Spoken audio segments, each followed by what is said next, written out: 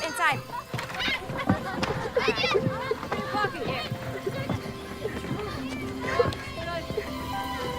Emily, what happened? I fell off the swing and broke my arm. I fell off swings a lot when I was little. Did you hurt your arm? My arm, my leg, my finger. Twice. My nose. You fell a lot. She sure did. Can you wiggle your fingers? You know what? You didn't break your arm. Just bruised it a little. Can I go back to school? Sure can. Just wash that up, okay? You are a natural-born caretaker, Lindy. Because I can tell a bruise from a broken bone. Because you can make people feel better when they're hurt and scared. Just like you, Mama.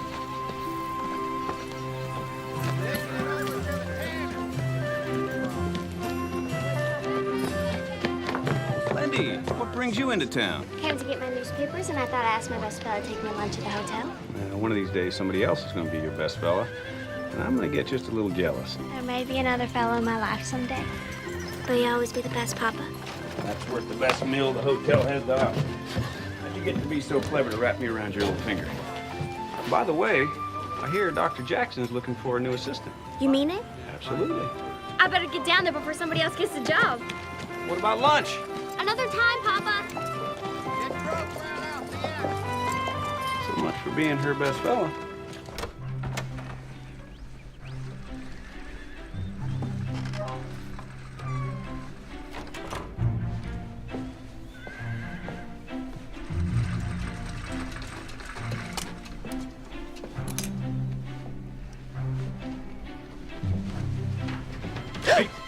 Clark, you startled me. What are these for? Nothing in particular. Maybe I just wanted to give my beautiful wife some flowers. Mr. Davis, you do turn my head. Enough to steal a kiss. You don't have to steal it. Grandma? Grandpa? Did you get all the eggs? You know, the Reds have a habit of laying in the barn. Did you check there? No. Stop lollygagging around. Come on, get to it. Yes, sir.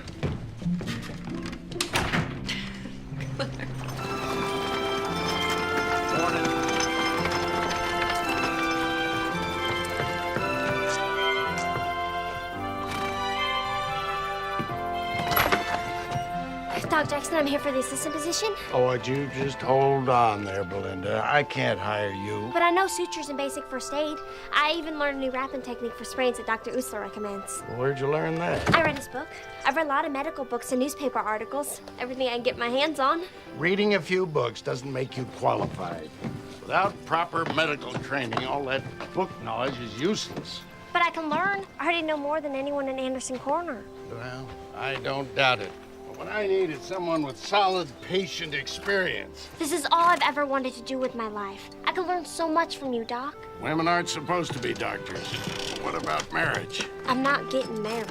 Ever? Well, Doc, Women are meant to marry and have children, which is exactly what you'll do when the right man comes along. Trust me, marriage and a career in medicine will never work. I'm not giving up. Dr. Elizabeth Blackwell applied to 29 schools before she got accepted into Geneva College. Elizabeth Blackwell is the exception, not the rule. Now, Geneva College may accept your application, but I won't. Good day. Come on.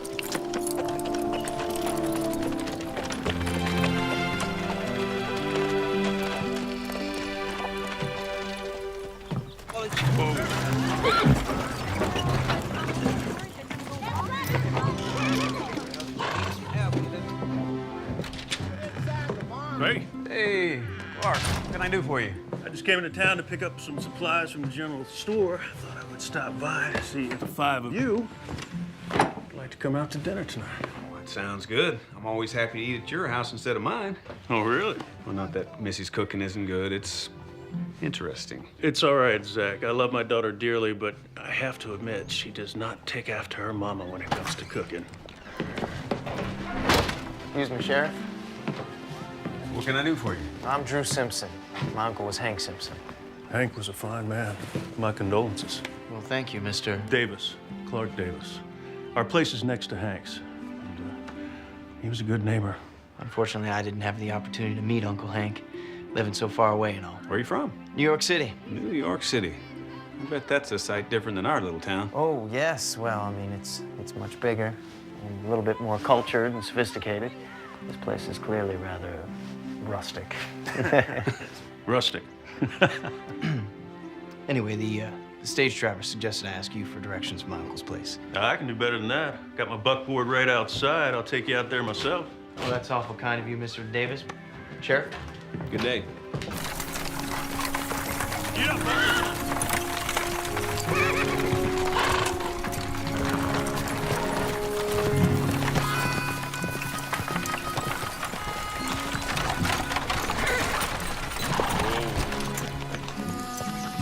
Hold these.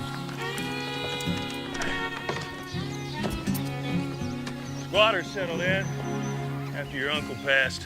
I'm afraid they didn't take care of your place properly. I hoped it would be in good enough shape to sell right away. You're not staying. Certainly not.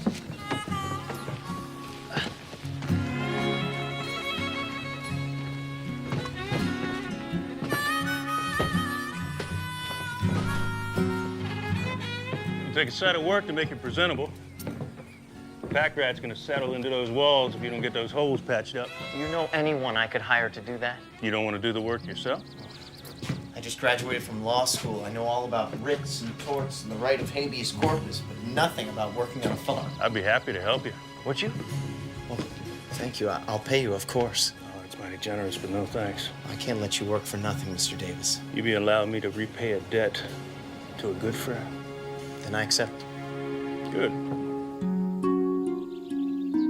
Please sit down. Thank you. It's great that you could come in today. I really appreciate it. It's no problem. It's nice to see you. We haven't had a chance to talk since you moved here, Mrs. Kent. Please call me Sadie. Caleb is a bright boy, but he's very behind for his age, especially in his reading and writing. He isn't doing his homework, and he said that you and his father won't help him with it. I'm afraid my husband Charles don't hold much with schoolwork. I'm sure you understand the importance of a good education.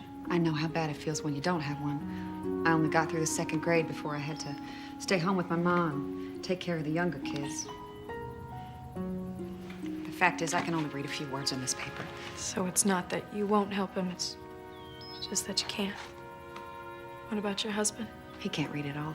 I will spend some extra time with Caleb.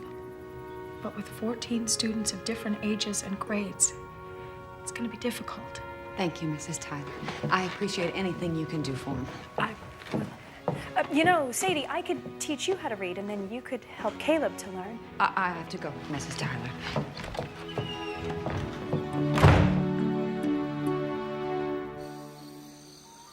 I should have figured it out. The Kents have kept to themselves since they moved into town. Couldn't have known, Mama. Well, the signs were all there, I just missed them.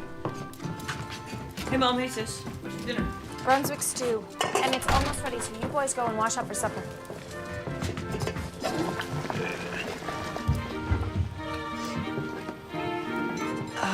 Can we go to Grandma and Grandpa's for dinner? Not tonight. Go do what your mama said.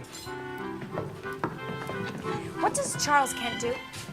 Well, George has hired him on part-time at the general store. He does other odd jobs. Mostly wants to get a farm for himself. How did you get all that out of him? Well, I asked him. He doesn't seem very talkative to me. Well, generally, when the sheriff asks questions, people give answers. Mrs. Kent will learn how to read. A whole new world would open up for her. Just like it did for me, Mama, when you taught me how to read. Well, she'd become a different person. Maybe that's what her husband's afraid of. What kind of woman allows her husband to dictate to her that way? I wouldn't know, Lindy. I haven't had any experience with that kind. And you never will, Zachary Tyler.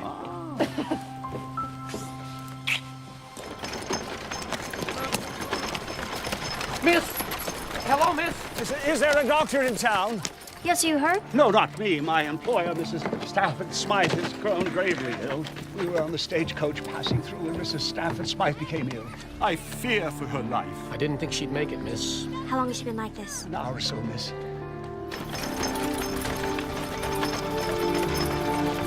Whoa, whoa. Doc, I got a patient for you.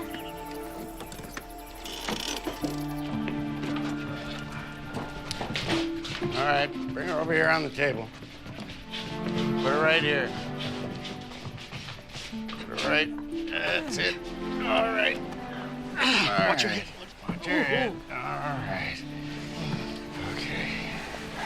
Breathing is fine. Pulse is steady. Her skin's claiming to the touch, Doc. Mrs. Stafford Smythe began slurring her words and her sentences didn't make sense. Then she collapsed. You been drinking? Of course not. Mrs. Stafford Smythe has an occasional glass of sherry, but she is a lady. How long y'all been traveling? We left Beacon Hill nearly 2 weeks ago. What you doing out here? Visiting friends in Denver, the Montgomerys, a very prominent family. Do you think she had a stroke, Doc? Why would you say that? I read about the symptoms in Grey's Anatomy. Can you help her, Doctor? Well, unfortunately, I have another patient, possibly a breech birth.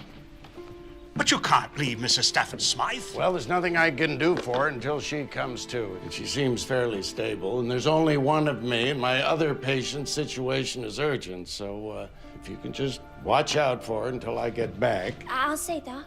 I don't have much choice, do I? All right, just make sure she's comfortable and keep a close eye on her. And I'll get back as soon as I can.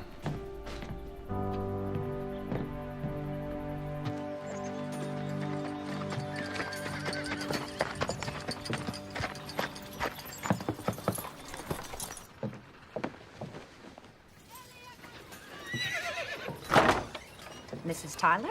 Hi, Sadie. I just wanted to talk to you about... My boy in trouble at school? Oh, no. No, nothing like that. I just stopped by to bring some books for Mrs. Kent that I thought she might be interested in. You asked her for books? No, she didn't. It's just... I thought that... Well, you thought wrong. She got no use for books here. Now, if you got a job you're offering, it's a different story. No, I'm afraid not.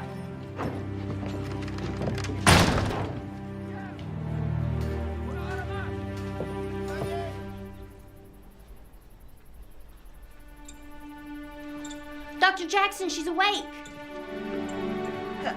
Heaven's day. Get up. Mrs. Stafford Smythe, Mrs. Stafford Smythe. My name is Dr. Jackson, and I believe you've had a stroke. My photos, coats, All right, Miss. bags. Calm down. Calm down. This is not good for you, ma'am. Have all is left. I have your bag, madam, right here. All your things are inside.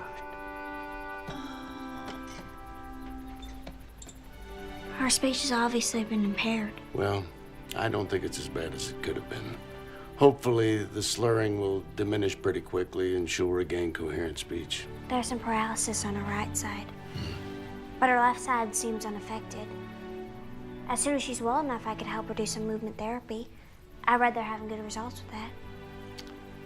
Well, she will need someone with her constantly until we get a better grasp of her physical limitations. I won't leave her side, Doctor. It should be someone with at least rudimentary medical knowledge. Belinda, I don't want you to misinterpret this as a permanent job offer, young lady. I haven't changed my mind about women in medicine. So I'd be like your assistant? Not exactly. You will help Mrs. Stafford Smythe with her movement therapy. That is all. I accept.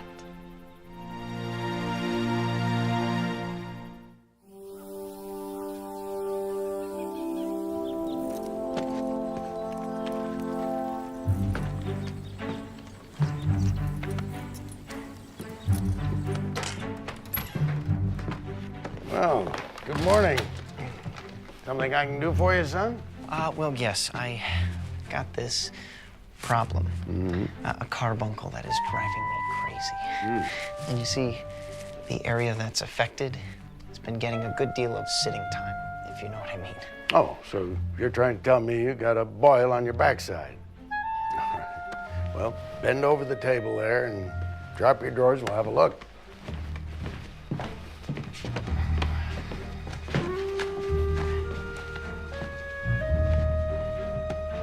No, that is a mean-looking carbuncle you got there, all right. Would you bring me some of that writer's liniment? It's on the top shelf in there. Would you stop rubbing? I can't help it. Well, the more you scratch it, the itchier it gets. Here you go, Doc. Oh, hey now. Whoa. Wait, never mind. Well, what about your carbuncle? What carbuncle? Well, at least take the liniment. Belinda. Doctor? You see, that's another reason I can't hire a woman. How am I going to make my money with you scaring away my patients?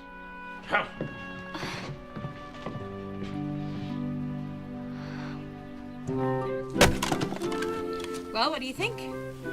Let me get this straight. You want to hire Sadie to help you at school so you can teach her to read without her husband knowing? It's an ingenious plan, if you ask me. And just what will you have her do? Whatever needs to be done. She can sweep the floors, clean the blackboards, keep the wood stove burning.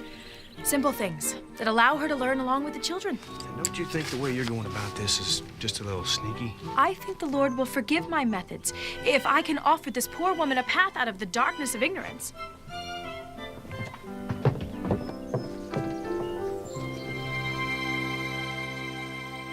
Lindy, how long is Doc gonna let you stay on at the clinic? As long as Mrs. Stafford Smythe needs me. After that, Doc says I get the boot. You will prove yourself so indispensable that he will never want to let you go. That's the idea. Grandma, there's one too many plates for the table.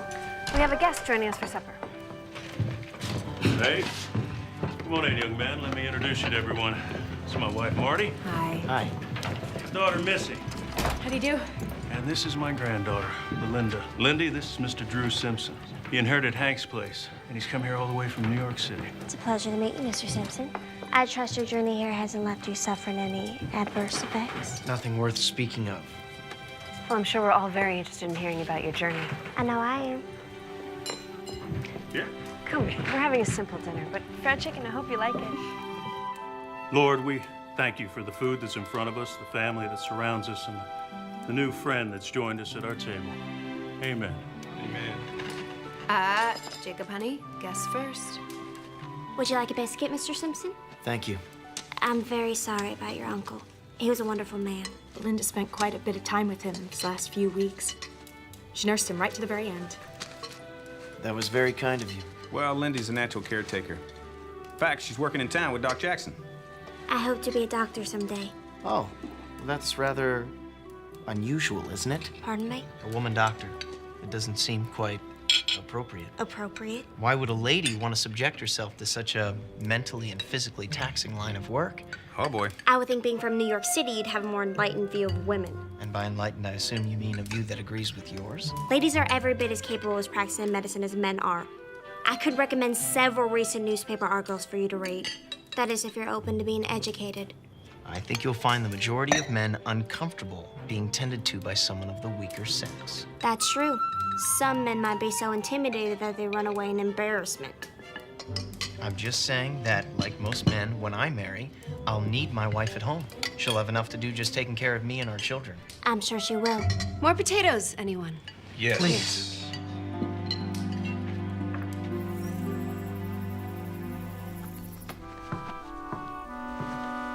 You're awake? Good. How you feeling, Mrs. Stafford Smythe? Tired.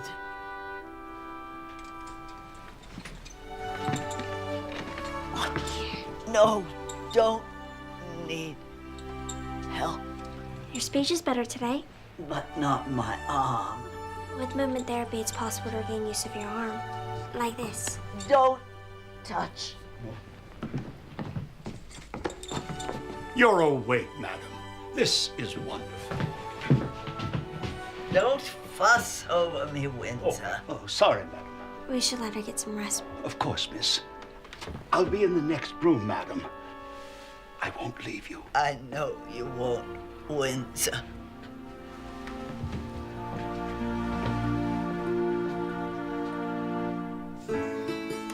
I'd be at a great disadvantage if you hadn't been available to help me fix up the place, Mr. Davis. I never got it good enough to sell. Glad to do it. Be careful now, you don't catch yourself on a rusty that wire. Hold on. Let me take a look at it. Let me see it. No, it's nothing. Let me see it. Oh, yeah, that puncture wound's deep. Tell you, the one thing you don't mess around with is rusty wire. You get a nasty infection. Now, once you go into town, I want you to see the doc. I'm fine, really. Go on now. I mean it. You don't mess with rust in a gut. I'll finish up here. Yes, sir. All right. Whoa.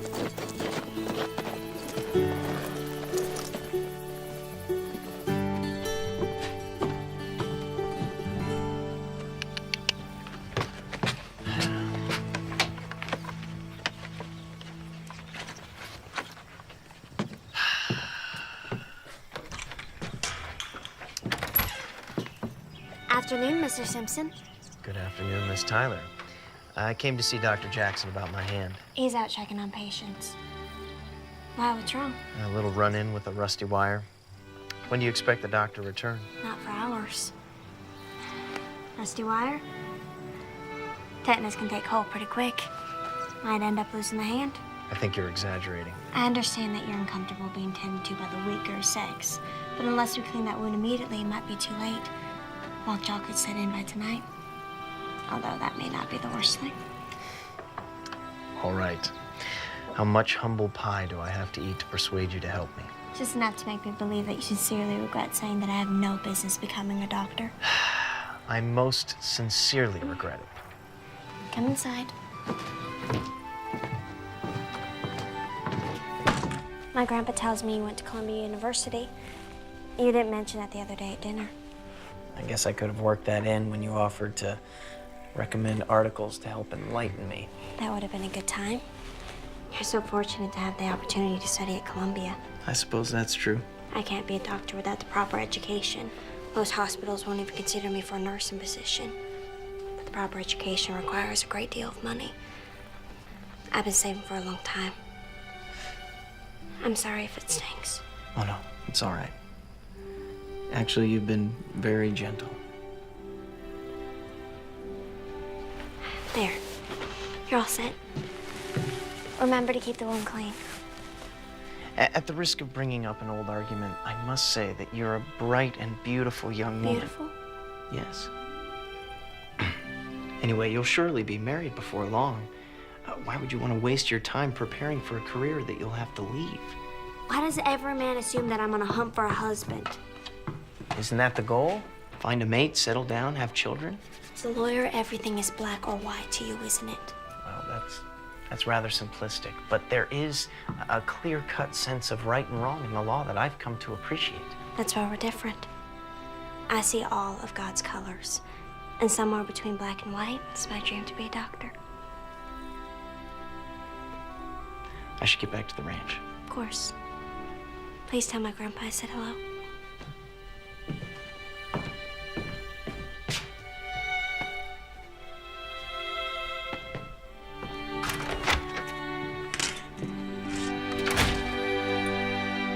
Those sheets are rough. They're all I've got. That cot is like sleeping on a board. And the draft in here practically blows the blanket off my legs. How long until I can leave? You can move to the hotel today, Mrs. Stafford Smythe.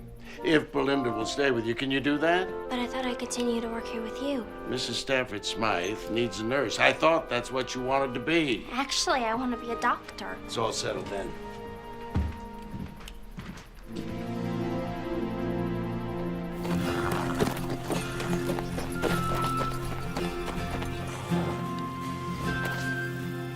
And decision.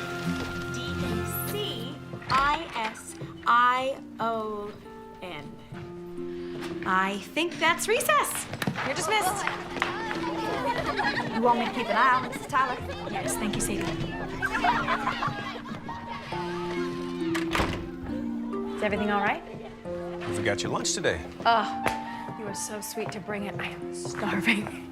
Thank you. Saw Charles Kent this morning. He told me Sadie really enjoys working here. She is learning more and more every day. She's already ahead of Caleb. Now she can help him with his work. I know how much you want to help Sadie, but Charles is a proud man.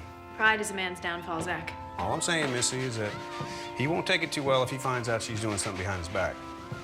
I'll see you tonight. Bye.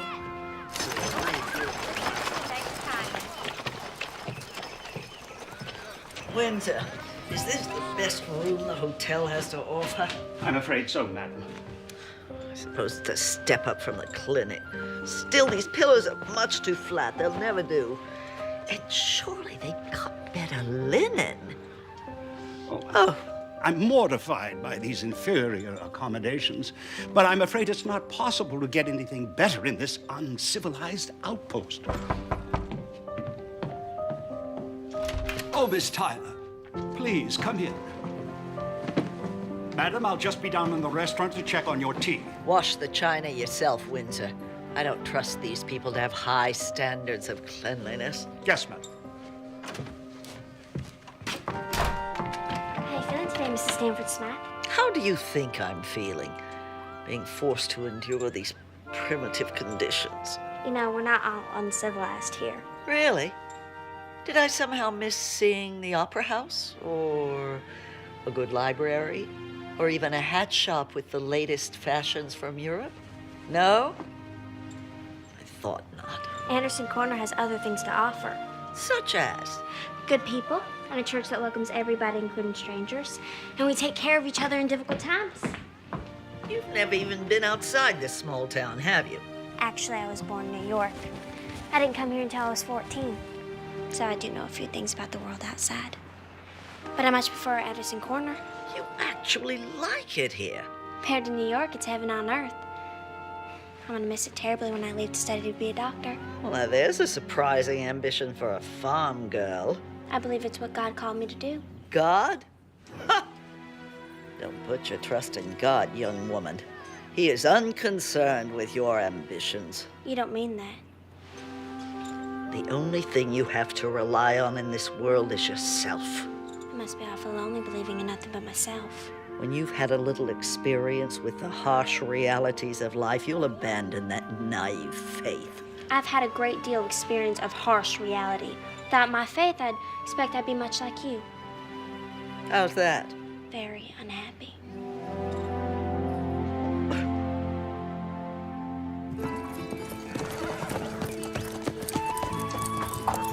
Whoa, whoa, whoa.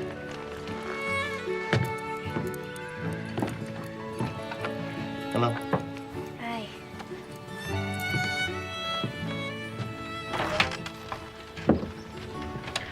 Drew, I'm so glad you could join us for supper. Belinda, I need some eggs, please. All right, Grandma. Everyone here works for their supper.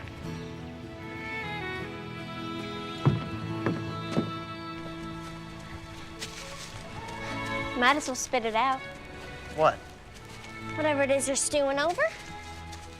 I apologize for being so opinionated and outspoken. You probably can't help it. Can you? Not to save my life. Truce? Truce? Truce.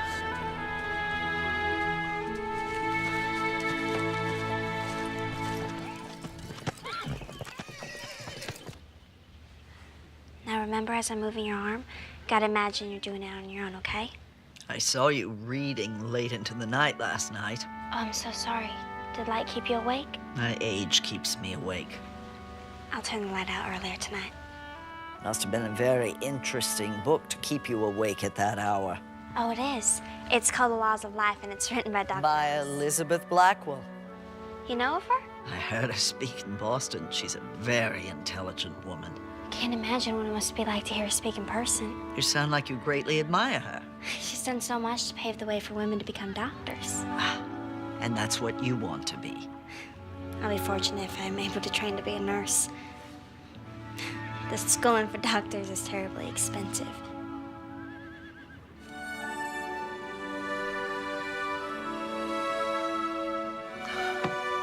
You moved your arm? Your powers of observation are remarkable. It's cause for a cup of tea. Now imagine this is your favorite Earl Grey. See if you can lift your arm enough to take it. What, like a dog doing tricks? Like a woman who wants her independence back. You are a very impertinent young woman. And you are a very difficult patient. If you apply your willfulness to your therapy, you might get better.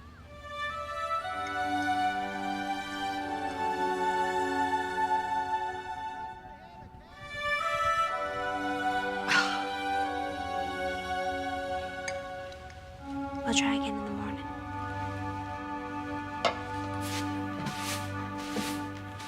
When you're done, you can go.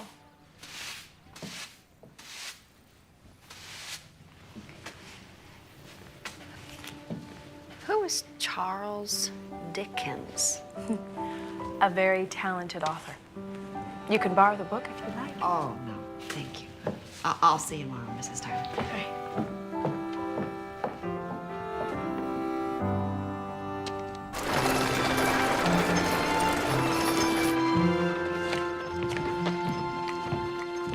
Oh, boys, what can I do for you? Mom needs some flour. All right, what kind? She usually has wheat. Wheat's good. Yeah. All right. You okay, Mr. Brown? Oh! Brown. Dad, Mr. Brown is ill.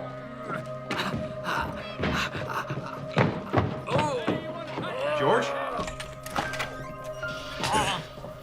Doc, George needs to have you take a look at him. He's got a pain that's got, he can't even stand up straight. All right, get him up there on the table and have a look at him.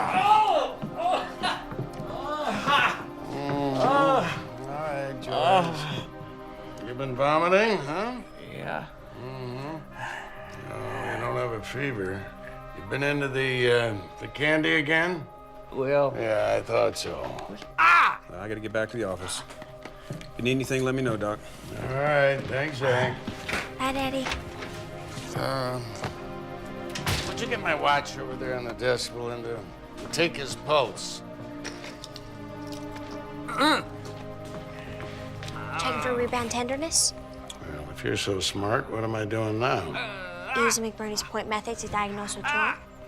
125. And I suppose you have an opinion. I think he has acute appendicitis. He probably needs surgery. If he has an appendicitis attack, it's not bad enough to warrant surgery. But if his appendix were to burst, Doctor... All right, just calm down, George. There's nothing to worry about now. You can get up. All right. Look, if you get a fever or if the pain gets considerably worse, you come and see me.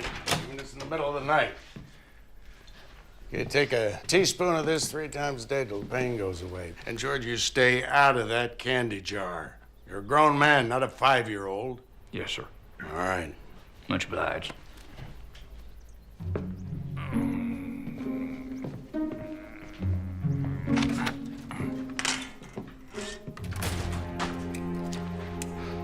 Now listen here, young lady. A good doctor never performs an unnecessary surgery. It's too risky, unless the patient will die without it. But he had all the symptoms. If he had acute appendicitis, George would have been right off this table from the pain. Might even have passed out. Probably has nothing worse than a simple stomachache.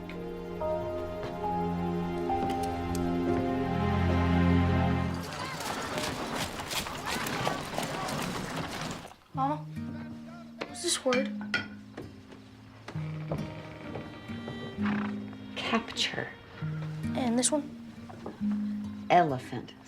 It says, then they went out to capture the wild elephant. How do you know what that says, Sadie?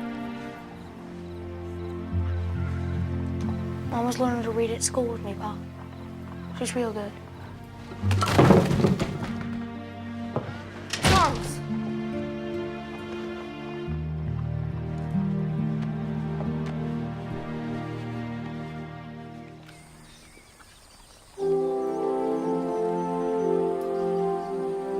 Oh, you sure are a lucky man to have a wife who cooks like Marty does. I am blessed, that's for sure. I thank God every day that he saw fit to put me and Marty together. When did you first know you loved her? That's easy. When I thought I'd never see her again. I felt a terrible emptiness inside of me. And I knew that if I didn't get her back, nothing would ever fill that up again. It's a pretty clear sign. I thought so. What about you, though? Tell me about that life you got to get back to. You got a young lady waiting for you? No. My father thought I should concentrate on school before getting serious about anybody. He may be right. He's always right. Sounds like a man who's pretty sure of himself. If he's ever had a moment's doubt, he hasn't admitted it. Considers it a weakness, I'll bet. Yeah. He says if someone senses weakness in you, that's when they go in for the kill. Well, that's a pretty harsh way to look at life. But probably true. In a legal battle, anyway.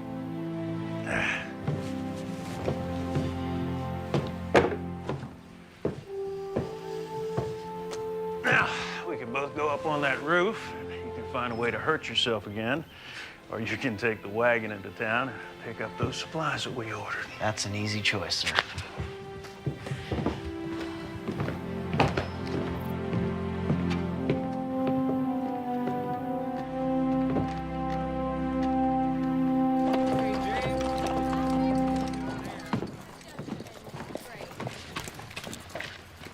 Charles.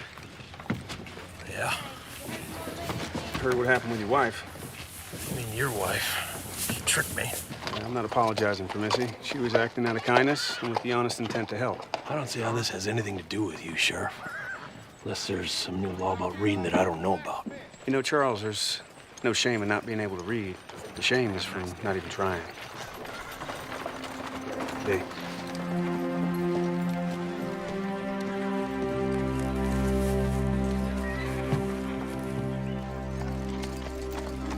I know it hurts, but that's a good sign. It means your nerves are kicking back in. If you just try a little bit harder. I am trying. You're giving up too easily. Who do you think you are to talk to me that way? An ignorant, low-class girl in a godforsaken town in the middle of nowhere. I may not have a college education, but I'm well-read and definitely not ignorant. And as for class, I come from a good family that could teach you a few things about what that word really means. Get out of my sight. With pleasure.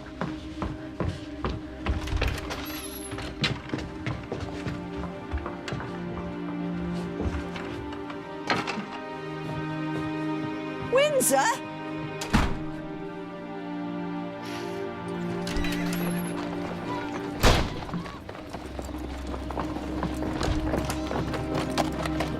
Miss Belinda! Miss Belinda, please, wait up! Wait up, Miss Belinda! Miss Belinda! I'm sorry, Mr. Windsor. I know you're used to taking her abuse, but I'm not about to. Mrs. Stafford Smythe would never mean to be abusive to you, miss. I don't know what you call it back east, but out here we call it rude and unacceptable behavior. May I share something of a personal matter with you, Miss Tyler? Something I'd like to show you. This is Benjamin and Lucy, Mrs. Stafford Smythe's children. I thought she didn't have any children. She doesn't now. Oh, I see. Mrs. Stafford Smythe became a widower shortly after Lucy was born, and her children became everything in her life, miss. What happened to them? Lucy passed away when she was 5 of the scarlet fever, and Benjamin drowned just before he was to graduate from Harvard. Terrible. When Mrs. Stafford Smythe lost Lucy, the only thing that kept her going was Benjamin. And when she lost him, I was afraid she... So sorry. That explains her anger and bitterness, but that doesn't excuse her behavior. I just want you to understand that Mrs. Stafford Smythe was not always the way she is. She was a kind, generous woman. Try to think of her the way she was before unbearable loss changed her. Try to see her with a forgiving heart and not a judgmental mind.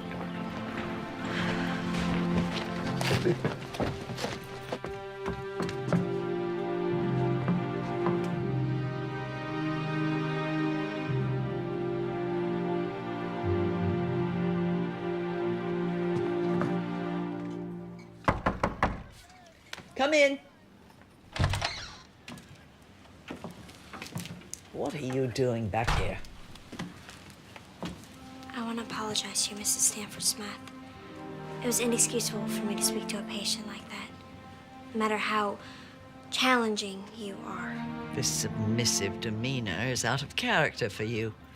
Does it have anything to do with Windsor rushing out after you? He told me a little bit about your background, but please do not be angry with him. He knows better than to discuss my private life. He's devoted to you.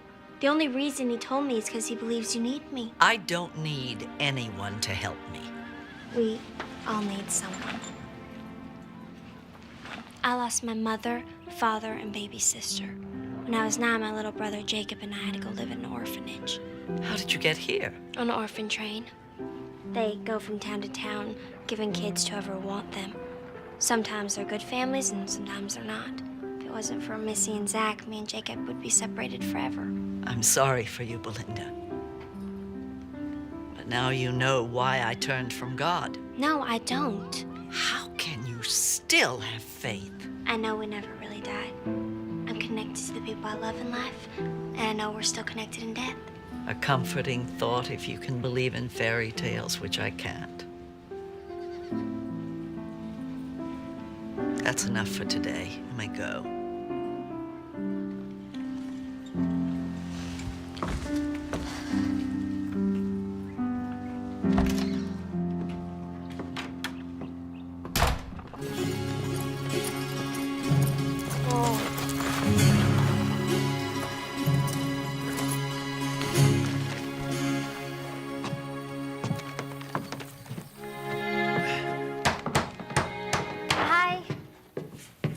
Belinda. I was visiting my grandma and she wanted me to bring lunch to y'all. Well, your grandpa went into town to pick up some lumber. He should be back soon. I'll just leave this here then. Wait. Why don't you stay and visit a while? I can't. I should be getting back to the clinic. Well, I was thinking that maybe we could have lunch at the hotel sometime. I'd like that. Tomorrow? Well, sure.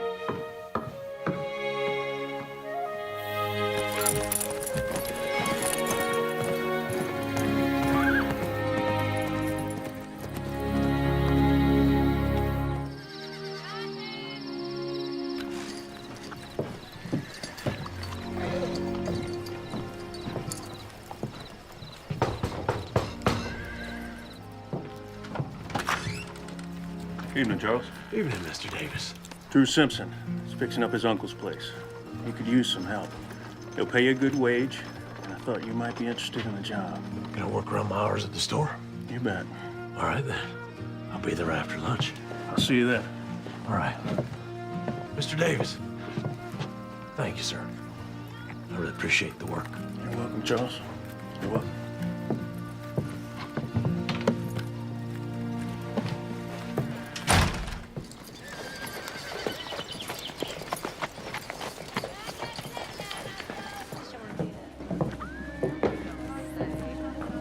Thank you.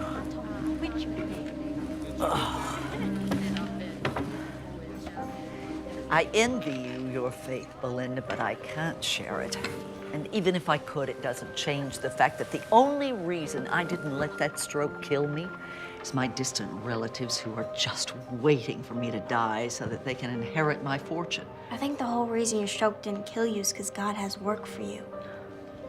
Find a purpose about loving other people. And losing them. The fact that you grieve deeply means you love deeply. There's so many people out there who need what you have. Who would that be? At the orphanage, there's hundreds of children without parents or parents who just simply give them away. Ah, so you're suggesting I give money? Not just money. Yourself. You have so much love to give and they need love. Aren't we supposed to be practicing? Reach for the teacup. One hand.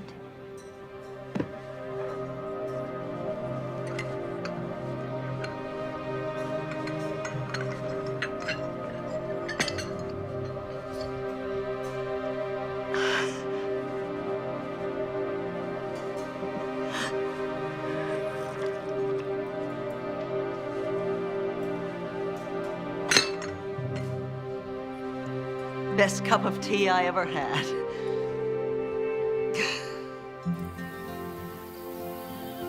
Hold it right there. Okay.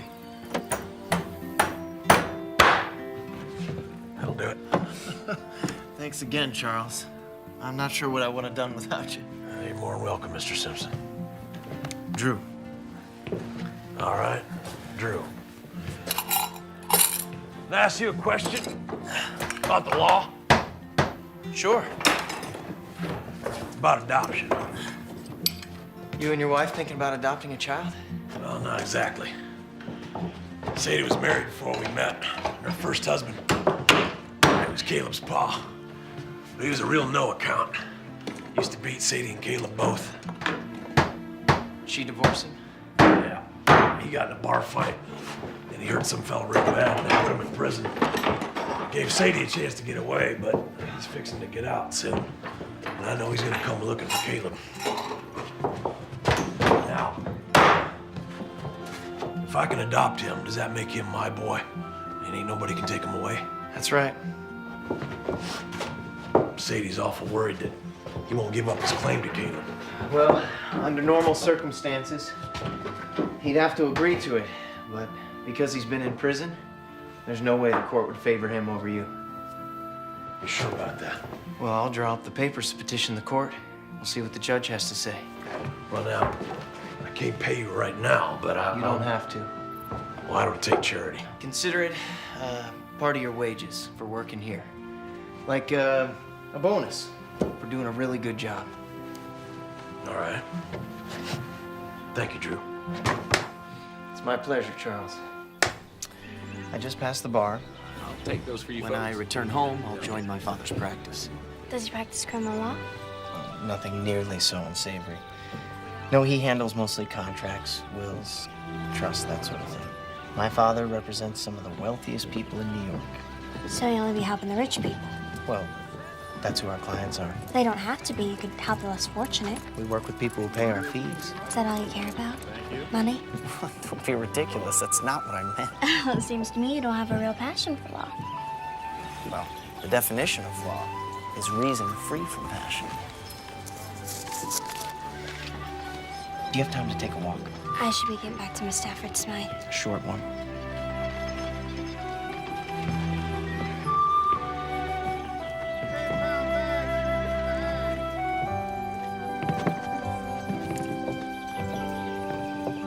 So do you really want to be a lawyer, or was it simply expected of you? It was always understood that I would follow in my father's footsteps, yes. What does your mother think? Doesn't her opinion matter? Well, her opinion would matter a great deal if she were still alive. She died when I was 8. Oh, I had no idea. I'm so sorry, Drew. You know, for a long time after she died, I used to play this little game every time I left the house. I'd pretend that when I came home, she'd be there, hiding somewhere, waiting for me to find her. Of course, the only thing I ever found was the latest governess my father had hired. He gave me every material advantage I could ever hope for. The only thing I ever wanted was my mother to be there when I came home. You're privileged to have both your parents. Actually, I was adopted. I would have never guessed they're not really your family. I mean, not that... It's all right. First, I didn't feel like they were my family. And they made me realize that loving someone has nothing to do with being related. Everything to do with opening your heart and letting someone in. I envy the relationship you have with your family. Why? You really love each other. I haven't felt that since my mother died. That sense of security, of knowing that... Knowing that someone will always be there for you. You'll never be completely on your own again. Yes. Exactly.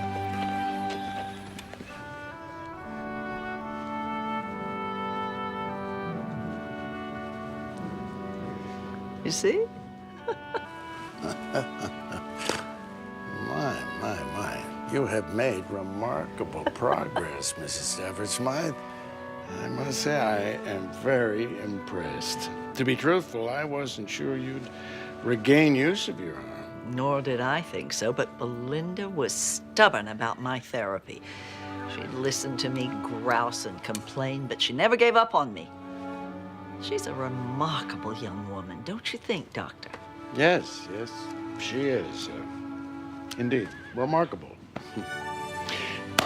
I know you must be anxious to get back to Boston, and I think you can start planning to go home now. Oh, thank you, Doctor. So, what did you ride all the way out here to ask your grandma? Seems while I wasn't looking, my life just got really complicated. This wouldn't have anything to do with Drew Simpson, would it? I'm attracted to him, and it's not fair. To you or to him? Both. He's becoming a distraction. I can't let that happen. Everything seems to be getting a lot harder all of a sudden. Only a few years ago, I knew just how to get answers to my questions. You wish it was simple again, like when you were a child? You could say a heartfelt prayer to God and then just listen for his guidance. Yes. Belinda, it's still that simple.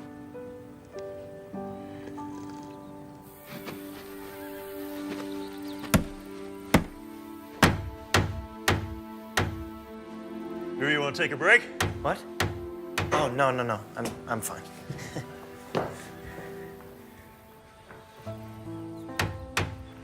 Something weighing on your mind? No, nothing. Have you ever had that experience where you think a person is one way and they turn out to be something else entirely? I think we've all had that experience at one time. I had Belinda all figured out. Then I get thrown for a loop. And that's bad. Well, it's complicated. She makes me think about things I thought were all settled. Such as? Where I'm going to live, what I'm going to do, even whether or not my life has any real meaning or purpose. A woman can do that to a man. I know what I want to do with my life. want to sell this place, go back to New York, go into my father's firm, get married, and raise a family. Well, in that case, what is the problem? Belinda is the problem. I don't want to think about her. I don't want to get involved with her. She's nothing like the kind of woman I have planned for my future. She wants a career in a man's field. She's opinionated, outspoken, strong-willed, smart, kind. That doesn't sound like a problem, son. That sounds like an opportunity. Whoa.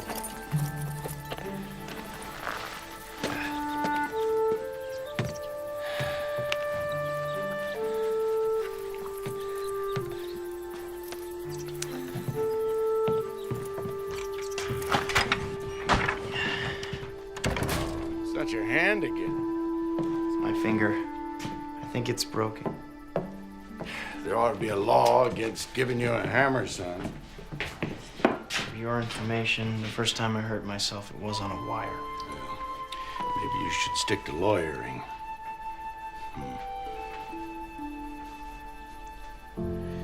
Belinda, why don't you look at the boy's hand?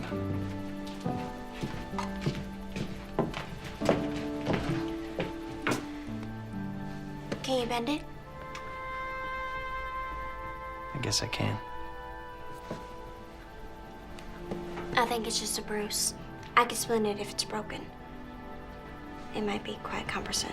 Just leave it. Have lunch at the hotel with me today. I'm sorry, I can't. Tomorrow, then? I have Mrs. Stafford's smile to tend to. Well, maybe we can find time. Do you want the splint? What? No. No splint. Then excuse me. I have work to finish.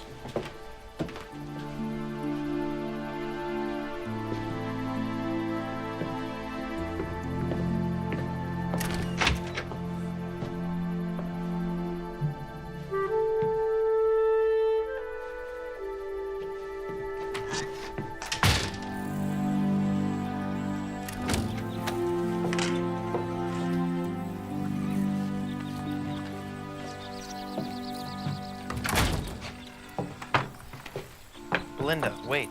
I have to get home, Drew. I have things to do. Why are you being like this? What happened? I don't know what you mean. Yes, you do. When the farm sells, you'll be moving back to New York, right? Well, yes. And I'll be staying here.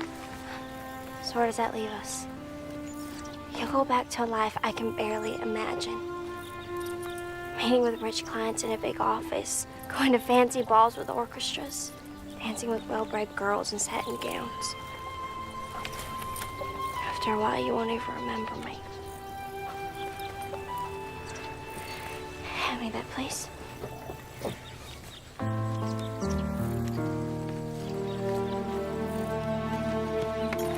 Come on, Drake.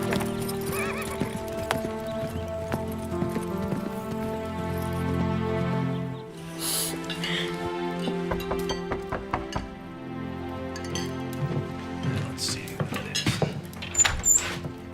Hey, Charles. Evening, Sheriff. Awful sorry to interrupt your family meal. Would you like to join us, Charles? Oh, no, thank you, ma'am. I just came to drop this by. It's for Miss Belinda.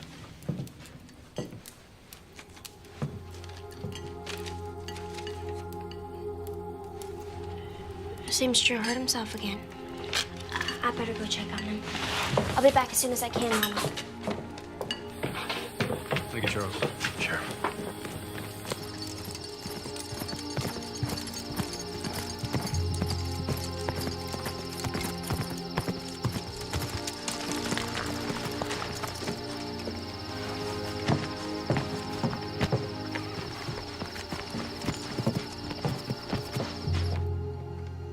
Drew?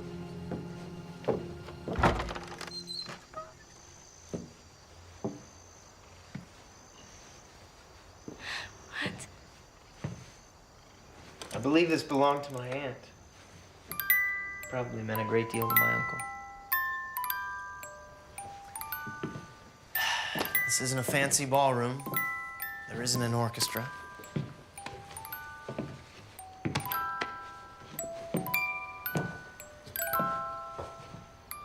But if I can have this dance, I promise you, Belinda, I will never forget it.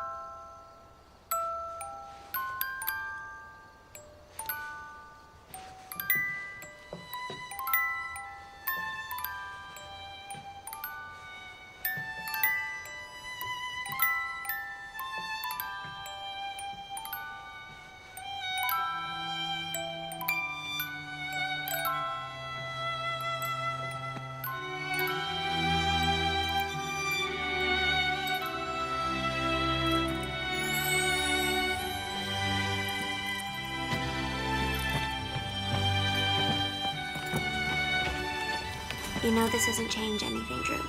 I think it changes everything. I should go in. I'll see you tomorrow. I don't think. Tomorrow.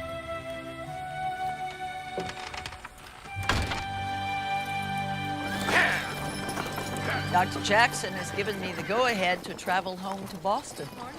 I'm very happy for you, Mrs. Stafford Smythe, but I am gonna miss you. I'd like you to come with me, Belinda. If you're worried about the travel and Mr. No, I'm not looking for a traveling companion. I'd like you to come back to Boston and live with me. Take me to that orphanage. I'd like to meet those children. You don't need me to take you there. I'll just get you the name No, of the orphanage. well, Belinda, there's more. I would like to pay your way through college and medical school. You shouldn't have to settle for small dreams. Dare to go for the big ones. You'll make a fine doctor, Belinda. That's a much too generous offer, Mrs. Stafford Smythe. I'm afraid I can't accept it. Why on earth not?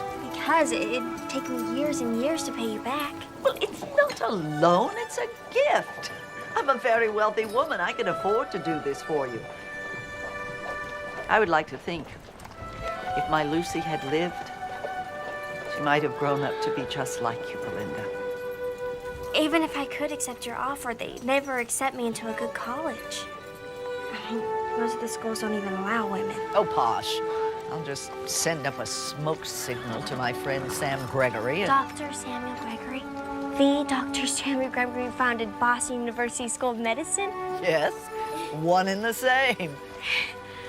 I don't know what to say. Well, say yes. Thank you, Mrs. Stafford Smythe. Thank you.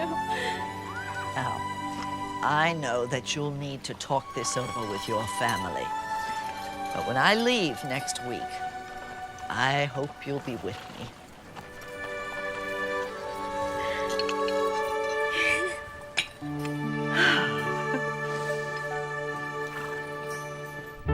I think it is the opportunity of a lifetime, Lindy. But Boston is very far away. And we'd certainly miss you. And I'm gonna miss you. And Papa and Grandpa and Maddie and Jacob. I can't leave Jacob. Oh, we'll take good care of him. Besides, we all knew that you were going to have to leave Anderson Corner one day if you were going to get a good education. It scares me about thinking of leaving everyone. When I came out here from back east, I was scared too. So was I. When I left with my first husband, Willie, I had no idea what lay ahead. The only thing I knew was that I was leaving the only home I'd ever known. How'd you both do it? When you face the unknown, you have to gather every ounce of courage you possess, and then tell yourself that if it's the right thing to do, everything will work out fine. And if it doesn't, you can always come home. So you think I should go? I think you should do what your mama and I both did. Pray about it, and then decide.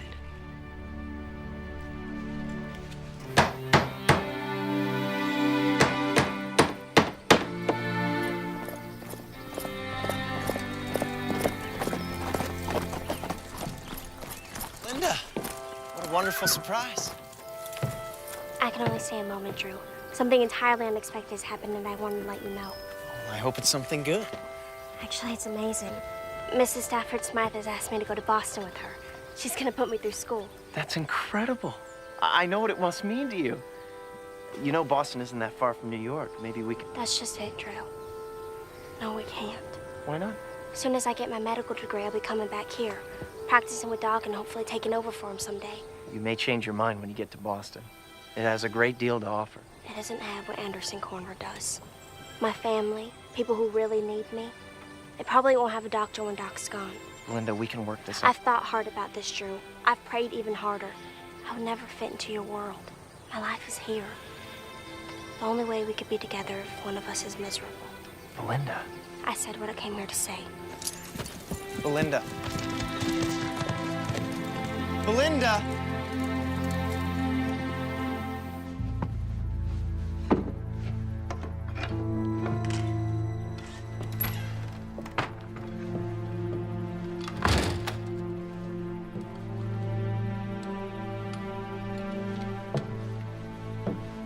Who is it?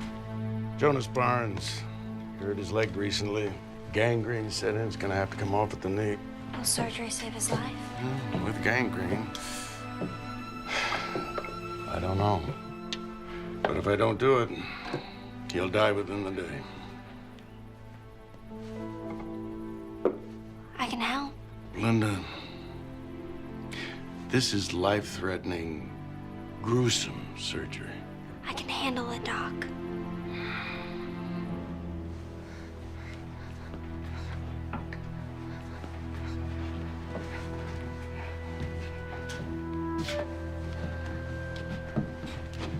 Cora, I need you to wait outside. I'll come and get you as soon as we're done.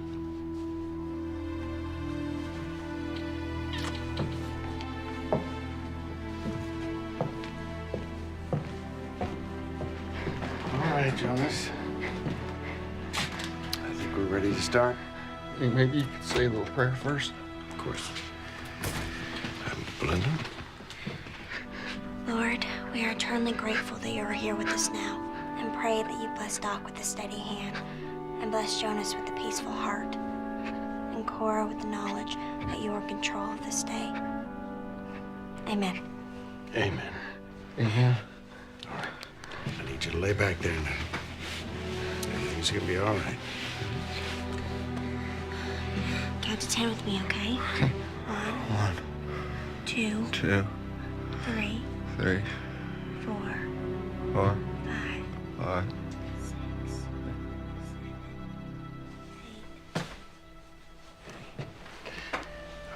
He's out.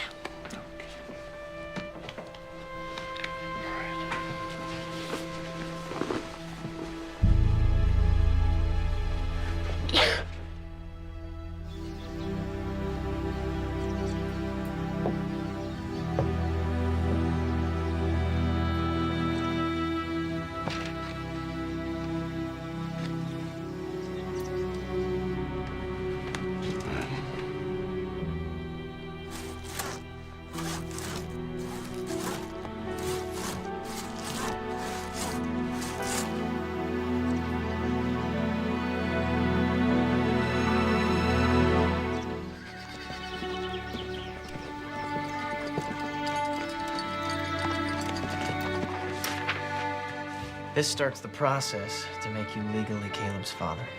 I'll just need you to sign there, and then I'll file the paper with the court. You really think the judge will grant the adoption? I can't guarantee it, but it should be an open and shut case.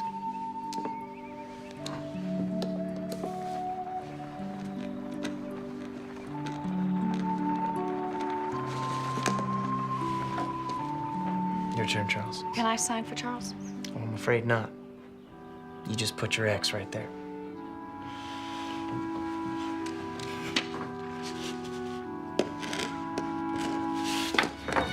Very good. You know, you're my first client. Now, if you'll excuse me, I need to be going. Thank you so much, Drew. I really appreciate it. You're more than welcome.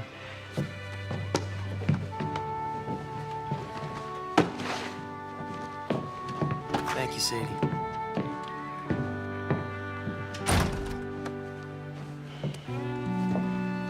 Charles, we haven't talked about what happened with Caleb. I want to explain. No, you don't have to, Sadie. I'm sorry I went behind your back, but I don't understand why you don't want me to learn to read. I reckon if you learned how to read, you'd see that there's a whole lot more out there than what I can give you and Caleb. Charles, you are the finest man I've ever known. I don't know what Caleb and I would have done without you. Oh, Sadie, I love you both so much. And I've been mighty proud to give Caleb my name. But I wonder if he's going to be ashamed of me. You know what would make your son proud of you, Charles? Seeing that his father had the courage to do something very hard, and all because he loves his son so much. If I can do it, I know you can, Charles. Sure would be nice to be able to read that piece of paper that says I'm Caleb's pa. I think she might teach us together.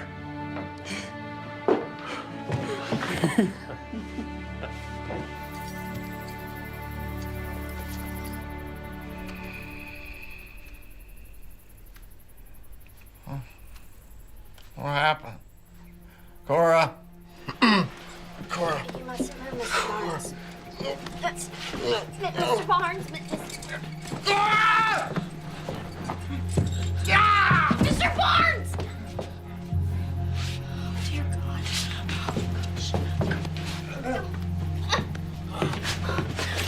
What happened? He got scared. He started asking for Cora. I tried to stop him, Doc. I'm so sorry. All right, go get some bandages. Hurry. Hurry. Get you back into bed now, okay? Help me if you can. All right. Just calm down now. Just calm down. Calm down. All right, it's gonna be all right. Now, Jonas, it's gonna be all right. It's gonna be all right. Listen to me, Jonas. You have to relax. Jonas. Shh, shh, shh. All right. Shh, shh. You have to relax. Jonas. Oh, Jonas. Please don't do it. Oh. Oh. Jonas.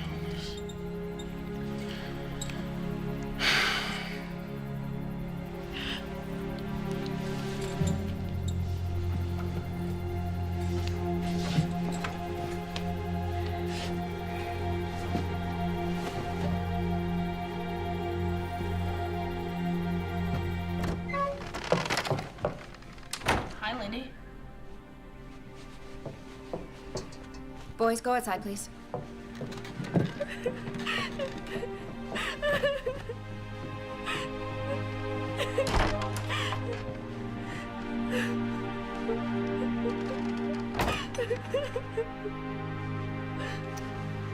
Poor dear. I tried, Grandma. I really did. He was so strong. How could he be so strong after what he went through? He was very frightened. Fear can do that. I haven't seen anyone die since my mom and baby sister. So horrible to see the life drain out of him so fast. I'm so sorry, darling. It was so awful. It wasn't your fault, Belinda.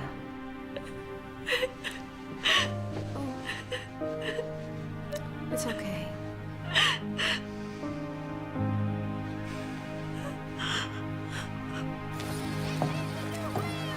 It must be hard on him to lose a patient he's tried so desperately to save. But once he gets past the sadness and frustration he must feel, he will tell you it wasn't your fault. If it wasn't my fault, then why do I feel like it is? Because you care deeply about people, and that's what makes you hurt for them. And that is also what will make you a good doctor. I don't think I'm cut out to be a doctor after all. I'll just stay here and be Doc's assistant if he'll let me. Belinda, you can't mean that. I'm afraid I do. No.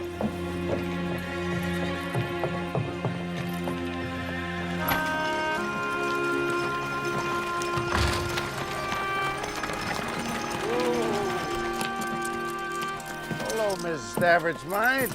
Did you tell Belinda it was her fault that poor man died? Of course not. Did you tell her it wasn't? Well, you don't mean that. I didn't think. Exactly.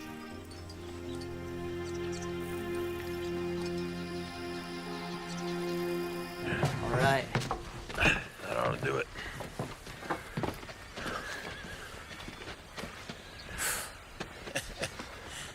I don't think you have any trouble finding a buyer now.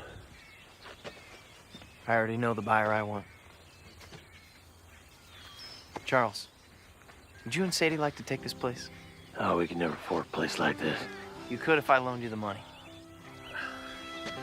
I can never accept a loan that big. What if we called it a mortgage? Except you can pay it off as you can. In a way, I owe you, Charles. You showed me how good it feels to practice the law when I'm helping someone who really needs it.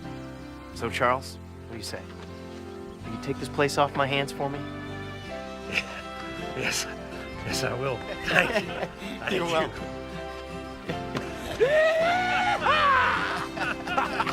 Oh, that's funny. Mighty nice.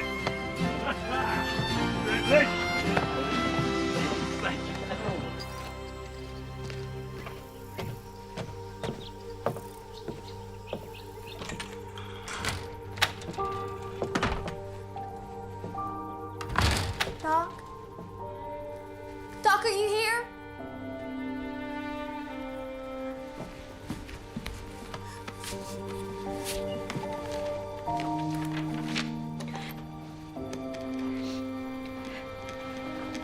Dear Doc, I'm so sorry to have let you down, but you were right. I don't have what it takes to be a doctor. Oh! Can I help? She can barely breathe. We have to get her to doc.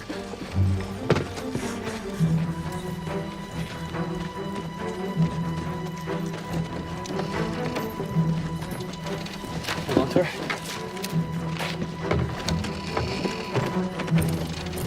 Come on, boy.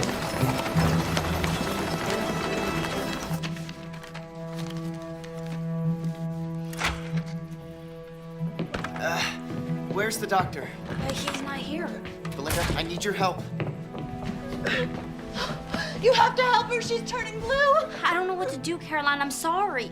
You're her only chance right now. I can't be responsible for Sally's life.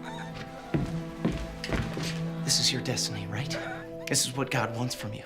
You have to believe that, Belinda. I do. Please. Okay, trouble breathing. What is it?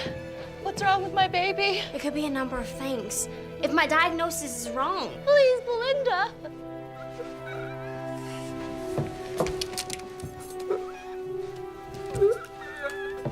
You gotta open your mouth, all right? There's some abscess in the area around the tonsils. What does that mean? I don't know. It could be quinsy. Is there some kind of medicine for it? No.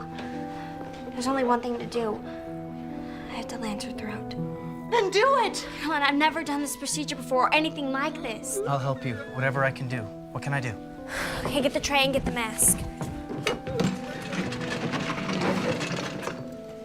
Okay, wet this.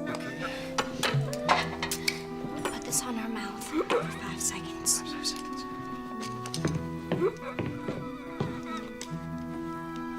One, 2, 3, 4, 5.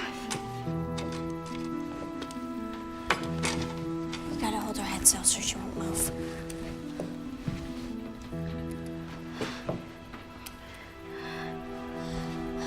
Dear God, guide my hand.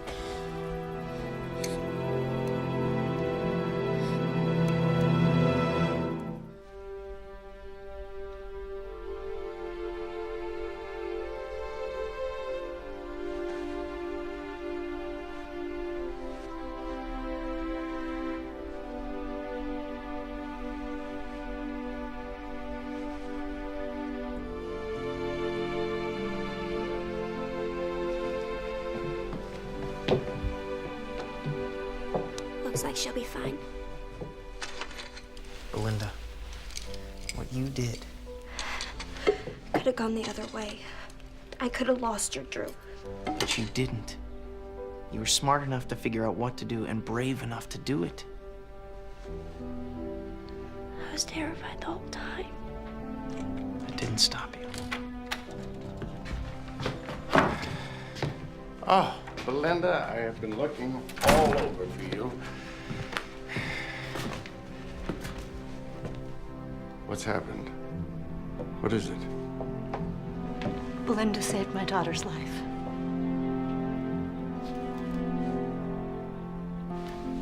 All right, now open up for me. throat is really sore, huh?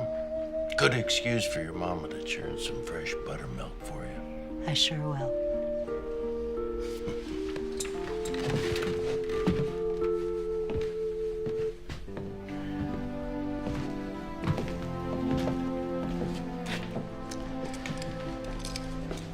You know, you saved her life.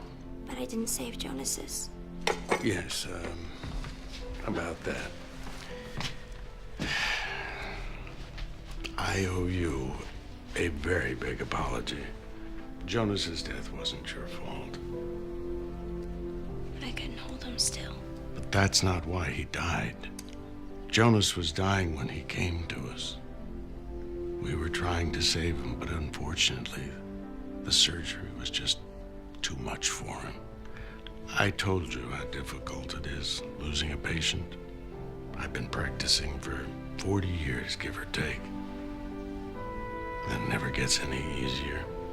When it hurts this much, it just means that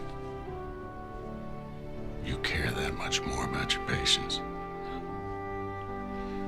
I don't think I'm cut out to be a doctor. Oh, yes, you are, young lady. You go back to Boston with Mrs. Stafford Smythe. But you just make darn sure that you come back here when you're a doctor. Well, don't start crying or else I'll think I made a mistake after all.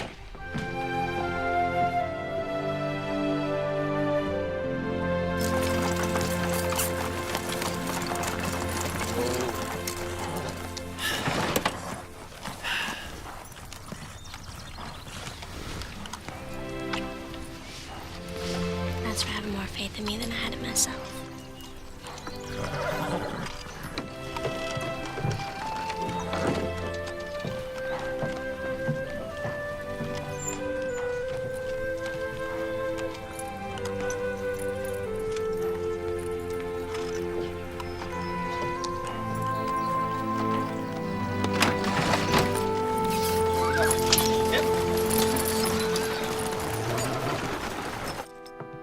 Are you sure you don't want us to see you off at the stagecoach?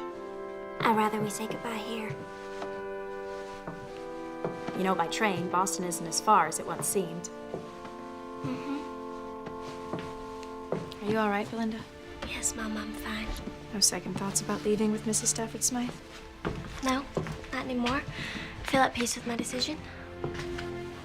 So your second thoughts are about Drew? I love him, Mama. I really do. It can never work. Sometimes one dream is all you can have.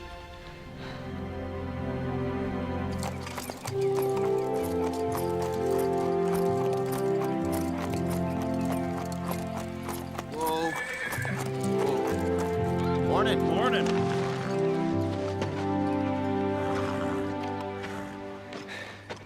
I just wanted to say goodbye, Clark. And thank you for everything.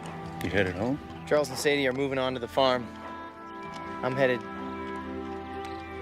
back to New York tomorrow. I imagine Belinda left. We said our goodbyes at Missy this morning. She's probably getting on the stage right about now. You asked me once, when I knew I loved Marty, but you never asked me what I did about it. What was that? She left on a wagon train. She's going back home. I went after her. You love someone, you truly love them. You don't let them go. I've learned a lot from you, Clark. And what are you doing still standing here? Don't you have a stage to catch?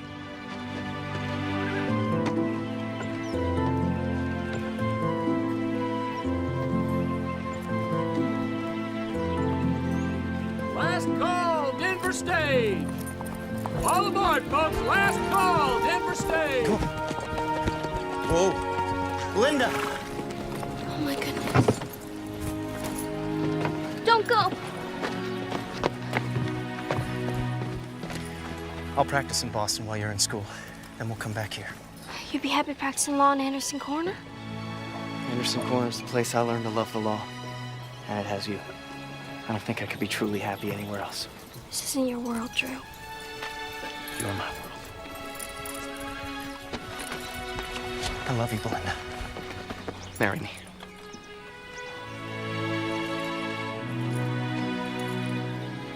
Oh, there's a train back to Boston most every day. You'll catch one next week. Windsor will meet you at the depot, won't you, Windsor? I'd love to marry you, Drew.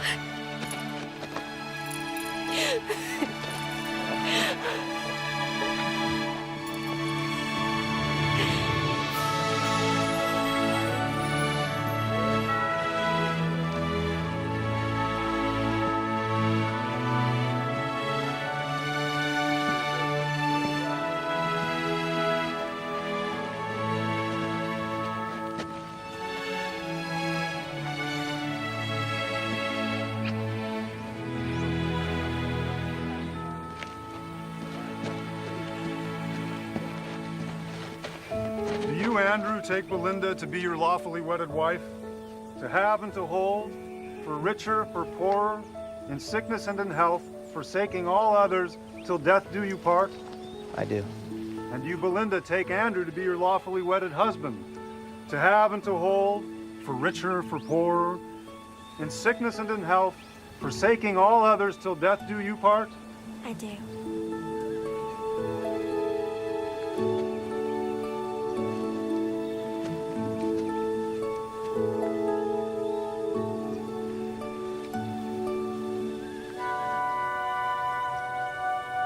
I now pronounce you man and wife.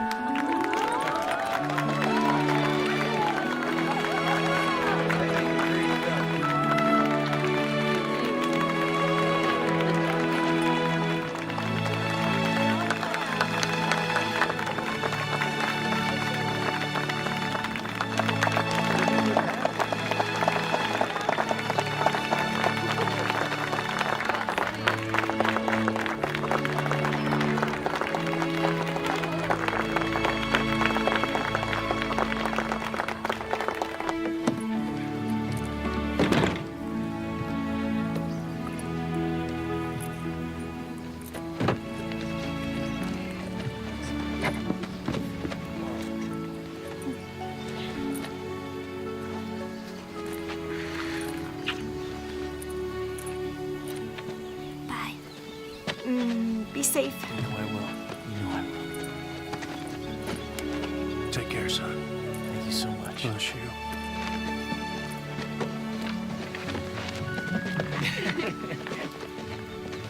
Bye, Grandpa. All right, take care, honey. Come here, Jacob. Good? Marty. Take care. Thank you. Absolutely. Take care, my girl. Will do.